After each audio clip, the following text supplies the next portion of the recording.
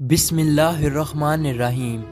السلام علیکم دوستو، آج کی ویڈیو میں ہم آپ کو بتائیں گے پیغمبر خدا حضرت ابراہیم علیہ السلام کے بارے میں، ان کی ولادت کے بارے میں، بت پرستی کے خلاف ان کی تبلیغ اور نمرود کی طرف سے ان کو آگ میں پھینکے جانے کا واقعہ۔ اس ویڈیو کو آخر تک ضرور دیکھیے گا۔ نمرود ملک بابل کا بادشاہ تھا۔ بابل کے موجودہ نام عراق ہے۔ نمرود انتہائی مغرور شخص تھا۔ جب اس کے ابتدا کا دائرہ وسیع ہو گیا تو لوگوں سے کہنا شروع کر دیا کہ اس کی پرستش کریں، کیونکہ لوگ پہلے ہی غیر اللہ اور لکڑی سے بنے ہوئے بتوں کی پرستش کیا کرتے تھے، لہٰذا وہ اسے بھی آسانی سے خدا ماننے پر آمادہ ہو گئے۔ لوگوں کو اس گمراہی اور ضلالت کی زندگی بسر کرتے ہوئے ایک عرصہ ہو گیا اور وہ اللہ کو بالکل ہی بھلا چکے تھے۔ پروردگار عالم نے اس قوم کی ہدایت اور رہنمائی کے لیے ان میں اپنا نمائندہ بھیجنے کا ارادہ فرمایا۔ نمرود کے دربار میں نجومی بھی تھے۔ ایک نجومی نمرود کے دربار میں بڑا مقام و منزلت رکھتا تھا اور وہ نمرود کے بہت قریب تھا۔ ایک دن اس نے نمرود سے کہا، ایک بات عرض کروں؟ تو نمرود نے کہا۔ نجومی نے بتایا کہ آپ کی سلطنت میں ایک بچہ پیدا ہونے والا ہے، وہ بت پرستی کو ختم کر دے گا اور لوگوں کو اپنے دین کی جانب بلائے گا اور آپ کی حکومت ختم کر دے گا۔ یہ سن کر نمرود نے اپنے دربار کے دوسرے نجومیوں کی طرف دیکھا۔ سب نجومیوں نے پہلے نجومی کی تائید کی۔ نمرود یہ سن کر دل ہی دل میں گھبرایا اور پھر غصے میں آ کر حکم دیا کہ عورتوں اور مردوں کو ایک دوسرے سے الگ کر دیا جائے تاکہ ایسا کوئی بچہ وجود میں آنے ہی نہ پائے، اور حکم دیا جو بھی بچہ پیدا ہو اسے قتل کر دیا جائے۔ نمرود کے منہ سے اس حکم کا نکلنا تھا کہ بابل میں پیدا ہونے والے بچے قتل کیے جانے لگے۔ کہتے ہیں کہ نمرود کے حکم پر اس مردود کے جلاتوں نے 1,00,000 بچے قتل کیے۔ نادان نمرود یہ سمجھتا تھا کہ حیلوں سے وہ خدا تعالیٰ کے ارادے کے آگے باندھ سکے گا۔ اسی ملک بابل میں ایک خاتون تھی جن کا نام تاریخ نے نونا بتایا ہے۔ نونا اس وقت حاملہ تھی، لیکن ان کے حمل کے اثار کو اللہ نے چھپا دیا۔ جب ان کے بچے کی پیدائش کا وقت آیا تو وہ نمرود کے خوف سے شہر سے باہر چلی گئی اور وہاں پہاڑ کے ایک غار میں پناہ لے لی۔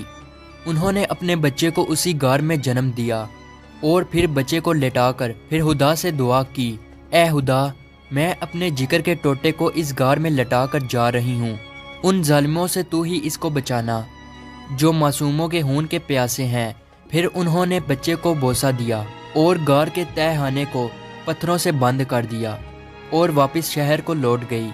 جب دوسرے دن غار میں اپنے بچے کو دیکھنے آئی تو دیکھا ان کا بچہ انگوٹھا چوس رہا ہے۔ اس بچے کے انگوٹھے سے دودھ جاری تھا۔ یہ بچہ کوئی اور نہیں بلکہ حضرت ابراہیم علیہ السلام تھے۔ اللہ رب العزت نے حضرت ابراہیم علیہ السلام کے انگوٹھے میں دودھ پیدا کر دیا تھا اور یوں حضرت ابراہیم علیہ السلام کو غذا پہنچتی رہی۔ اس غذا سے حضرت ابراہیم علیہ السلام دن میں اتنا بڑھتے تھے کہ جہاں ایک عام بچہ مہینے میں بڑھتا ہے۔ آپ علیہ السلام کی ماں آپ کو دیکھنے کی غرض سے روزانہ غار میں آتی۔ جب آپ علیہ السلام کی عمر 2 سال ہو گئی تو وہ باتیں کرنے لگے، اور جب آپ کی عمر 7 سال کو پہنچی تو آپ کی والدہ نے بڑی بڑی باتیں اور اخلاق سکھانے لگی، کمزوروں کی مدد کرنا اور اللہ رب العزت کے گزرے ہوئے پیغمبروں کے واقعات سنایا کرتی۔ مگر انہیں کیا معلوم تھا کہ وہ جس بچے کی تعلیم اور تربیت میں لگی ہوئی ہیں وہ خود ہی ایک پیغمبر ہیں۔ آپ علیہ السلام نے اپنی زندگی کے 13 سال اسی غار میں گزارے۔ انہوں نے ایک دن اپنی ماں سے کہا، ماں، مجھے بھی اپنے ساتھ شہر لے چلیں۔ ماں نے جواب دیا، بیٹا، شہر میں تمہارے لیے خطرہ ہے۔ اس لیے حضرت ابراہیم علیہ السلام رات کو اس غار سے نکل کر شہر میں داخل ہوئے۔ حضرت ابراہیم علیہ السلام کا ایک چچا تھا جن کا نام آزر تھا۔ یہاں پہ ایک نکتے کی وضاحت کرتا چلوں تو رات میں آزر کو حضرت ابراہیم علیہ السلام کا چچا کہا گیا ہے، جبکہ ان کے والد کا نام طارق تھا۔ قرآن مجید میں ان کے والد کا نام آزر کہا گیا ہے۔ بہت سے علماء کا اجماع ہے کہ آزر حضرت ابراہیم علیہ السلام کا باپ نہ تھا بلکہ ان کے والد طارق تھے اور وہ مسلمان تھے۔ ارباب نسب کا بھی اسی پر اتفاق ہے کہ حضرت ابراہیم علیہ السلام کے والد तारिक थे। लिहाजा कुरान मजीद और अक्सर हदीसों में जो आज़र को बाप कहा गया है वो मजाज के तौर पर है, क्योंकि वो हज़रत अलैहिस्सलाम का चचा था और अरब में ये रिवाज है कि चचा को बाप कहते हैं। या ये भी हो सकता है कि वो आपका चचा ही रहा हो और तारक की वफात के बाद उनकी वालदा से अक्द किया हो और आपकी तरबियत की हो, इसी सबब से उसको बाप कहा गया है। आज़र मिट्टी, पत्थर, लकड़ी के बुत बनाता, उनको खुद पूजता और लोगों के हाथों फरोख्त कराता था। इस तरह उसका कारोबार बहुत फैला हुआ था। आज़र के बेटे भी बुत फरोशी करते थे। जब हज़रत इब्राहीम अलैहिस्सलाम गार से निकलकर शहर में गए और अपने चचा आज़र के पास पहुँचे तो आज़र ने हज़रत इब्राहीम अलैहिस्सलाम को भी अपने बेटों के साथ बुत बेचने के लिए भेज दिया। हज़रत इब्राहीम अलैहिस्सलाम ने बुतों के गले में रस्सी बांधी और उन्हें ज़मीन पर घसीटते हुए ले गए, जिससे वो मिट्टी, कीचड़ और कूड़ा क्रिकेट से आलूदा हो गए। फिर आवाज़ लगाई, ऐ लोगो, आओ और मुझसे वो बुत खरीदो जो बेजान है, अक्लो होश से हाली हैं और कोई नफ़ा या नुकसान नहीं पहुंचा सकते। बुतों के साथ हज़रत इब्राहीम अलैहिस्सलाम का ये सलूक बुत परस्तों की नज़र में बेहद तौहीन आमियत था। फिर बात यहाँ तक आ पहुंची, आज़र ने हज़रत इब्राहीम अलैहिस्सलाम को इस बारे में नसीहत की। एक दिन हज़रत इब्राहीम अलैहिस्सलाम ने अपने चचा से पूछा, चचा जान, आप लकड़ी और मिट्टी के बुत बनाते हैं जो ना बोल सकते हैं, ना सुन सकते हैं, ना आपको कोई नफ़ा या नुकसान पहुंचा सकते हैं। आज़र ने चौंक कर पूछा, क्या तुम हमारे खुदाओं के मुखालिफ हो? देखो, आइंदा इस तरह की बात जुबान पर ना लाना, वरना तुम्हें सज़ा होगी। इसके बाद हज़रत इब्राहीम अलैहिस्सलाम लोगों से मुखातिब हुए और कहा, परिस्तिश और सजदे के लायक ना नमरूद है और ना ये बुत हैं। लायके इबादत सिर्फ अल्लाह ताला की ज़ात है, जिसने सारी कायनात को बनाया, जिसने पूरी दुनिया को पैदा किया। हज़रत इब्राहीम अलैहिस्सलाम का नाम और पैगाम तेज़ी से फैलने लगा। लोग उनकी बात गौर से सुनने लगे। जब उनकी शोहरत नमरूद तक पहुंची तो उसने अपने दरबार के लोगों से पूछा, ये कौन नौजवान है जिसने एक हंगामा खड़ा कर दिया? दरबारी बोले, उसका नाम इब्राहीम है जो आज़र के घर में जवान हुआ है। नमरूद ने हुक्म दिया कि इसे फ़ौरन मेरे सामने पेश किया जाए। नमरूद के भेजे हुए लोग हज़रत इब्राहीम अलैहिस्सलाम के पास आए और उन्होंने नमरूद का पैगाम उन्हें पहुंचाया। हज़रत इब्राहीम अलैहिस्सलाम नमरूद के पास पहुंचे। नमरूद ने पूछा, नौजवान, तुम जिस खुदा की बात करते हो वो कौन है? तो हज़रत इब्राहीम अलैहिस्सलाम ने जवाब दिया, मेरा खुदा वो है जो लोगों को ज़िंदगी और मौत देने की कुदरत रखता है। नमरूद ने कहा, ये तो मैं भी कर सकता हूँ। और उसने एक ऐसे मुजरिम को आज़ाद कर दिया जिसे मौत की सज़ा का हुक्म सुनाया जा चुका था, और एक ऐसे आदमी को फांसी दे दी जिसका कोई जुर्म नहीं था। फिर कहने लगा, अब बोलो, मेरे खुदा होने में तुम्हें क्या शक है? मैं भी तो जिसको चाहूँ ज़िंदगी बख्श दूँ और जिसको चाहूँ मौत बख्श दूँ। हज़रत इब्राहीम अलैहिस्सलाम ने फरमाया, अगर तू सच्चा है तो जिसको कत्ल किया है उसको ज़िंदा करके दिखा। फिर फरमाया, मेरा खुदा सूरज को मशरिक से निकालता है और मगरिब में गरूब करता है, तू इसे मगरिब से निकाल कर दिखा। नमरूद से इस सवाल का जवाब ना बन सका और वो शर्मिंदा हो गया। उस वक्त हज़रत इब्राहीम अलैहिस्सलाम की वालदा ने नमरूद से कहा, बादशाह सलामत, मुझे इजाज़त दें कि मैं इब्राहीम अलैहिस्सलाम को अपने साथ ले जाऊं, क्योंकि ये अभी ना समझ हैं। आज़र बोला, बादशाह सलामत, आप इब्राहीम अलैहिस्सलाम को घर जाने की इजाज़त दे दें, मैं इसे आपकी और बुतों की तौहीन से बाज रखने की ज़मानत देता हूँ। नमरूद ने कहा, मैं तुम्हारी खातिर इब्राहीम अलैहिस्सलाम को माफ़ करता हूँ, लेकिन अगर इसने आइंदा कोई हंगामा खड़ा किया तो मैं इसे ज़िंदा जला दूंगा। इब्राहीम अलैहिस्सलाम इस वाक़या के बाद अपने मिशन से बाज ना आए और उन्होंने एक दिन आज़र से कहा, चचा जान, ये बुत क्या है जिनको आप खुद बनाते हैं और खुद पूजते हैं और खुद ही उनको खुदा मानते हैं? आज़र ये बात सुनते ही बिगड़ गया और उसने कहा, इब्राहीम, फ़ौरन मेरे घर से निकल जाओ, मैं तुम्हें मज़ीद बर्दाश्त नहीं कर सकता। इब्राहीम अलैहिस्सलाम ये कहते हुए घर से निकले। चचा जान, आप नहीं मानते तो मैं जाता हूँ, मगर मैं अपने मिशन से बाज नहीं आऊँगा, क्योंकि मैं खुदा से डरता हूँ और उन बुतों से या नमरूद से नहीं डरता। حضرت ابراہیم علیہ السلام نے اپنے چچا کے گھر سے الگ اپنا کوئی انتظام کر لیا اور وہاں سے چلے گئے، مگر اپنے قول کے مطابق اللہ کی بندگی کی دعوت دیتے رہے اور بتوں کی خدائی کا انکار کرتے رہے۔ ملک بابل کے لوگ ہر سال ایک عید منایا کرتے تھے اور اس دن کچھ خصوصی کام انجام دیا کرتے تھے، چنانچہ وہ لوگ سارا دن شہر سے باہر گزارتے تھے۔ ایک دفعہ جب عید کا دن آیا اور وہ لوگ شہر سے باہر چلے گئے تو حضرت ابراہیم علیہ السلام اکیلے اس شہر میں رہ گئے۔ جب حضرت ابراہیم علیہ السلام نے دیکھا کہ شہر خالی ہے اور بت خانے کا کوئی محافظ بھی نہیں ہے، حضرت ابراہیم علیہ السلام نے ایک کلہاڑا لیا اور بت خانے میں جا پہنچے۔ اس عالی شان بت خانے کو دیکھنے لگے جس کو بڑی نفاست کے ساتھ سجایا گیا تھا۔ اس میں مختلف بتوں کو ان کے مطابق ترتیب میں رکھا گیا تھا۔ تب آپ نے ان بتوں کا مذاق اڑانے کے لیے کھانا ان کے آگے رکھا جو آپ ساتھ لے گئے تھے۔ آپ نے ان سے کہا، کیا تم کھانا کھاؤ گے؟ جب بتوں کی طرف سے کوئی جواب نہ ملا تو کہا، تم بولتے کیوں نہیں؟ لیکن اب بھی کوئی جواب نہ ملا۔ اس پر حضرت ابراہیم علیہ السلام نے کلہاڑا اٹھایا اور ایک کنارے سے بتوں کو توڑنا شروع کیا۔ سارے بت چکنا چور کر دیے۔ آخر میں سب سے بڑے بت کے کندھے پر کلہاڑا رکھا اور بت خانے سے چلے گئے۔ جب شہر کے لوگ واپس لوٹے تو اپنے بت خانے میں گئے۔ وہاں جو ان کے بتوں کا حشر تھا، یہ دیکھ کر وہ بہت حیران اور پریشان ہو گئے۔ لوگ سوچ میں مبتلا تھے کہ یہ سب کچھ کس نے کیا ہے۔ سب لوگوں کی زبان پر ایک ہی الفاظ تھا کہ کس نے ہمارے خداؤں کے ساتھ ایسا سلوک کیا ہے۔ بعض لوگوں نے کہا، ہم نے ایک نوجوان کو بتوں کی برائی بیان کرتے ہوئے سنا ہے کہ جس کا نام ابراہیم ہے، وہ بتوں کی عبادت کو بے عقلی کا کام سمجھتا ہے اور اس نے ہمیں لعنت ملامت بھی کی تھی، اس لیے ممکن ہے کہ یہ کام اس نے ہی کیا ہو۔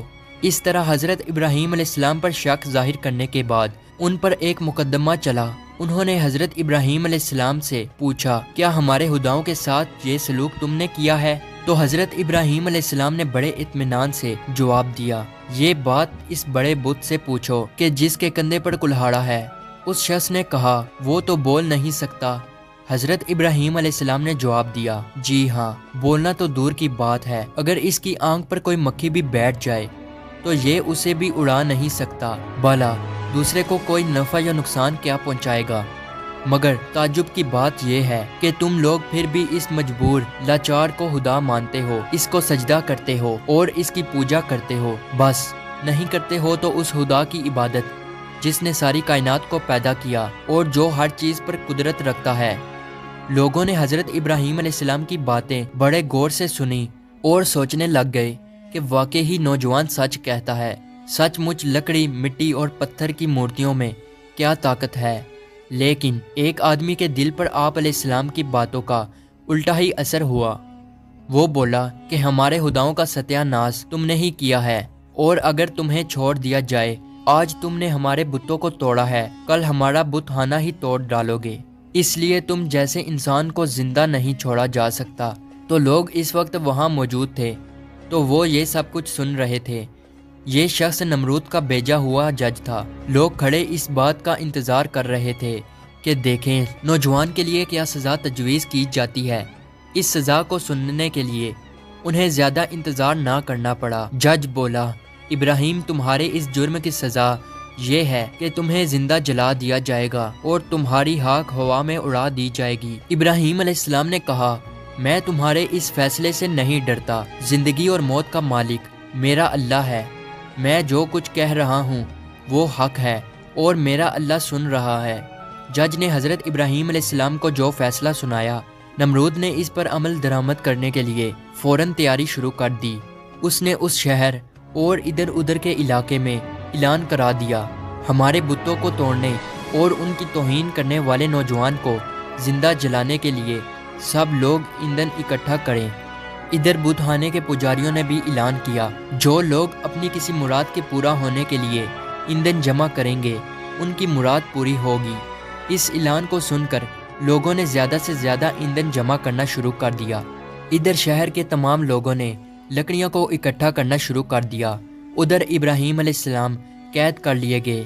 لوگوں نے ایندھن کے لیے لکڑیوں کو اکٹھا کر کے ایک جگہ اس کا سٹال لگا دیا۔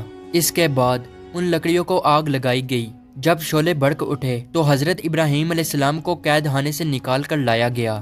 جب انہیں اس میدان میں لایا گیا جہاں آگ جلائی گئی تھی تو آپ علیہ السلام اس آگ کو دیکھ کر ہنس پڑے۔ حضرت ابراہیم علیہ السلام نے اس اونچے مینار کو بھی دیکھا جو میدان سے کچھ دوری پر تعمیر کیا گیا تھا، جس میں ایک خوبصورت کمرہ تھا جہاں نمرود کے ساتھ اس کے وزیر اور بشیر بیٹھے تھے۔ کہتے ہیں کہ یہ آگ اس قدر شدید تھی کہ اس کے اوپر سے پرندہ گزر نہیں سکتا تھا۔ چنانچہ جب حضرت ابراہیم علیہ السلام کو لایا گیا تو ان لوگوں کو یہ معاملہ پیش آیا کہ اب ابراہیم کو آگ میں کیسے پھینکا جائے۔ اس دوران شیطان نے ان لوگوں کے دماغ میں منجنی کا تصور ڈالا۔ حضرت امام جعفری صادق علیہ السلام سے منقول ہے کہ منجنی دنیا میں سب سے پہلے حضرت ابراہیم علیہ السلام کے لیے کوفہ میں قصار نامی ایک نہر کے کنارے بنائی گئی اور وہ قریائے کنتانہ میں بنائی گئی۔ اس منجنی کو شیطان نے بنایا تھا۔ چنانچہ حضرت ابراہیم علیہ السلام کو منجنی کے ذریعے آگ میں پھینک دیا۔ اس وقت آسمان و زمین سے فریاد بلند ہوئی اور کائنات کی ہر ایک شے نے ابراہیم علیہ السلام کی امداد کی خواہش کی۔ زمین نے کہا، پروردگار، مجھ پر سوائے ابراہیم علیہ السلام کے تیری عبادت کرنے والا کوئی اور نہیں ہے، کیا تو راضی ہے کہ لوگ اسے جلا دیں؟ فرشتوں نے کہا، تیرے خلیل ابراہیم علیہ السلام کو لوگ جلاتے ہیں۔ حق تعالیٰ نے فرمایا، اگر مجھ سے وہ مدد طلب کرے گا تو میں یقیناً قبول کروں گا۔ جبرائیل علیہ السلام نے کہا، خداوند، تیرے خلیل حضرت ابراہیم علیہ السلام کے سوا زمین پر تیری عبادت کرنے والا کوئی نہیں ہے۔ تو نے ان کے دشمنوں کو ان پر مسلط کر دیا ہے تاکہ ان کو آگ میں جلا دیں۔ حق تعالیٰ نے فرمایا، خاموش ہو جا، ایسی بات تیرے جیسا بندہ ہی کہہ سکتا ہے جو ڈرتا ہے کہ کوئی امر اس کے قبضہ اختیار سے باہر ہو جائے گا۔ وہ میرا بندہ ہے، جس وقت چاہوں گا اس وقت بچا لوں گا۔ اگر وہ مجھ سے دعا کرے گا تو میں قبول کروں گا۔ پھر ابراہیم علیہ السلام نے اپنے پروردگار سے دعا کی، یا اللہ یا واحد یا من لم یلد ولم یولد ولم یکن لہ کفوا احد نجینی من النار۔ اس وقت جبرائیل علیہ السلام نے حضرت ابراہیم علیہ السلام سے ہوا میں ملاقات کی جبکہ وہ منجنی سے جدا ہو چکے تھے اور پوچھا کہ اے ابراہیم علیہ السلام، کوئی حاجت مجھ سے ہے؟ آپ علیہ السلام نے فرمایا، تم سے کوئی حاجت نہیں ہے، لیکن عالموں کے پروردگار سے میری حاجت ضرور ہے۔ اس وقت جبرائیل علیہ السلام نے ان کو ایک انگوٹھی دی جس پر نقش تھا، لا الہ الا اللہ محمد الرسول اللہ۔ پھر خدا نے آگ کو وحی کی، کونی برتن یعنی سرد ہو جا۔ اس کے ساتھ ہی آگ سرد ہو گئی اور وہاں جبرائیل علیہ السلام آئے اور آگ کے ساتھ بیٹھ کر گفتگو میں مشغول ہو گئے۔ ان کے چاروں طرف گلو لالا پیدا ہو گئے۔ کہتے ہیں کہ جب آگ جل رہی تھی تب چھپکلی آگ کو پھونکتی تھی اور مینڈک پانی لا کر اس پر پھینکتا تھا تاکہ اس کو بجھا دیں، اور جب خدا نے وحی کی کہ سرد ہو جا، 3 روز تک دنیا کی تمام آگ میں گرمی باقی نہ رہی تھی۔ اور یوں اللہ تعالیٰ نے اپنے پیغمبر حضرت ابراہیم علیہ السلام کو اتنی بڑی آگ سے محفوظ رکھا۔ یہ سارا معاملہ دیکھنے کے بعد نمرود ابراہیم علیہ السلام کے پاس پہنچا اور بولا، نوجوان، ہمیں تعجب ہے کہ تمہارا حکم آگ پہ چلتا ہے۔ ابراہیم علیہ السلام نے جواب دیا کہ یہ تمام میرے خدا کی قدرت ہے۔ نمرود حضرت ابراہیم علیہ السلام کی غرمت کو تو اپنی آنکھوں سے دیکھ چکا تھا، مگر وہ آپ کی باتوں کو تسلیم کرنے کے لیے پھر بھی تیار نہ ہوا۔ نمرود کو لگا کہ کہیں لوگ حضرت ابراہیم علیہ السلام پر ایمان نہ لے آئیں۔ اس نے فوراً لوگوں کو لالچ دے کر اور کچھ کو ڈرا دمکا کر بہکایا۔ اس واقعہ کے بعد اس نے حکم دیا کہ انہیں شہر بدل کر دیا جائے تاکہ کوئی شخص ان کا پیرو نہ بنے اور ان کا دین اختیار نہ کر سکے۔ حضرت ابراہیم علیہ السلام خود بھی نمرودیوں کے ساتھ ان کے شہر میں رہنے سے خوش نہ تھے، اس لیے وہ شہر چھوڑنے پر آمادہ ہو گئے۔ چنانچہ انہوں نے اپنی بکریاں اکٹھی کی اور انہیں اپنے ساتھ لے کر روانہ ہو گئے۔ کیونکہ آپ کے پاس بہت بکریاں اور دوسرا سامان بھی تھا، اس لیے نمرود نے حکم دیا کہ یہ سارا سامان ضبط کر لیا جائے۔ حضرت ابراہیم علیہ السلام نے کہا، اگر تم میری بھیڑ بکریاں اور مال لینا چاہتے ہو تو میں نے اس سرزمین میں اپنی جتنی عمر گزار کر یہ بھیڑ بکریاں جمع کی ہیں، تم میری وہ عمر لوٹا دو اور پھر میرا مال ضبط کر لو۔ جب بات بڑکی تو یہ مقدمہ نمرود کے ایک منصف کے پاس پہنچا۔ اس نے فریقین کے بیانات سننے کے بعد فیصلہ حضرت ابراہیم علیہ السلام کے حق میں دے دیا۔ तब आप अपनी बकरियां और दूसरा सामान लेकर अपनी बीवी सारा और अपने भतीजे हजरत लूत अलैहिस्सलाम के हमरा बाबुल छोड़कर चल दिए। अक्सर मुअर्रकों और बाज़ मुफस्सरों ने जिक्र किया है कि आग से निजात के बाद हजरत इब्राहीम अलैहिस्सलाम ने नमरूद को दीन हक की दावत दी। उस शकी ने कहा, मैं तुम्हारे खुदा से जंग करूंगा, और एक दिन मुकर्रर किया। उस रोज नमरूद बेशुमार लश्कर लेकर मैदान में आया। इब्राहीम अलैहिस्सलाम तन्हा उसके मुकाबला में खड़े हुए, यहाँ तक कि हक़ ताला ने सबसे कमजोर महलूक मच्छर को भेजा, जिनसे फजा तारीक हो गई, और वो लश्कर वालों पर हमला आवर हुए और उनके सर और नाक में लिपट गए, यहाँ तक कि सब के सब भाग खड़े हुए। नमरूद भी जलीलो रसवा होकर वापस आया, लेकिन फिर भी ईमान ना लाया। तो खुदा ने एक कमजोर मच्छर को हुक्म दिया कि उसके दिमाग में घुस जा, तो वो उसके दिमाग में जाकर उसका मगज खाने लगा। नमरूद इस कदर बेचैन हो गया कि चंद आदमियों को मुकर्रर किया कि चप्पल की बारीक नोक उसके सर पर मारी जाए। नमरूद को इसी हालत में 40 साल गुजर गए, तो वो ईमान ना लाया, बिलाहिर इसी हालत में मर गया और इस पर जहन्नम मुसल्लत हो गई। उम्मीद है हमारी आज की वीडियो आपको अच्छी लगी हो, तो इसे लाइक और सब्सक्राइब जरूर कीजिएगा। मिलते हैं अगली वीडियो में, तब तक के लिए अल्लाह हाफिज।